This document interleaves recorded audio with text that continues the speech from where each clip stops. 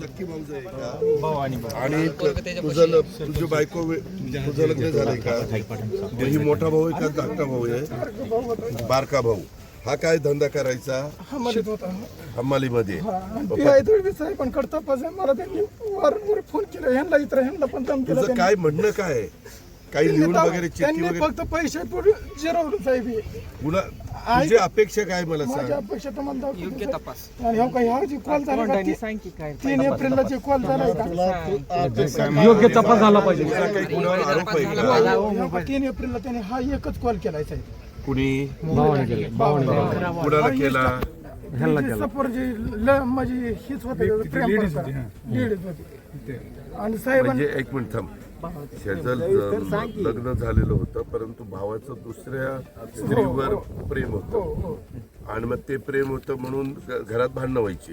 नाही भांडणं नव्हती. त्यांनी डायरेक्ट मंडळीत मारून टाकले ते. आणि त्याने वाटपात केली. आणि त्याने अच्छा असं झालं. दोघं एका वेळेस ज्याच्यावर प्रेम होतं तिच्याबरोबर ह्याला राहायचं होतं म्हणून बायकोला मारून टाकलं. बरोबर आहे.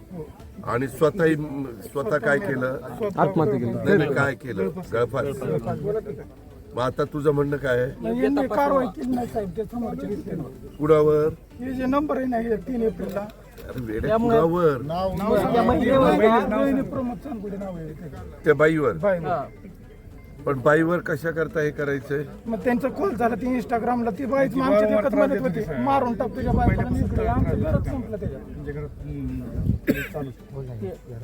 तेच मी त्याला म्हणतोय तर ते म्हणतोय नीट व्यवस्थित सांग ना.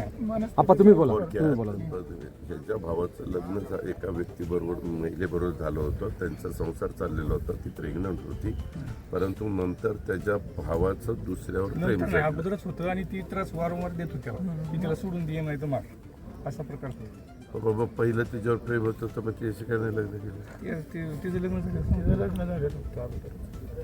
तिचंही लग्न झालंय. तिलाही नव्हतं.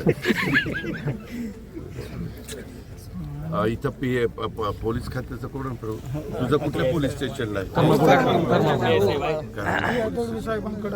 जरा एक्सक्यूज मी जरा बाजूला ऐक. हे डेप्युटी कलेक्टर आहेत माझे प्रायव्हेट सेक्रेटरी. ऐक हे सगळं व्यवस्थित घेऊन घेतील.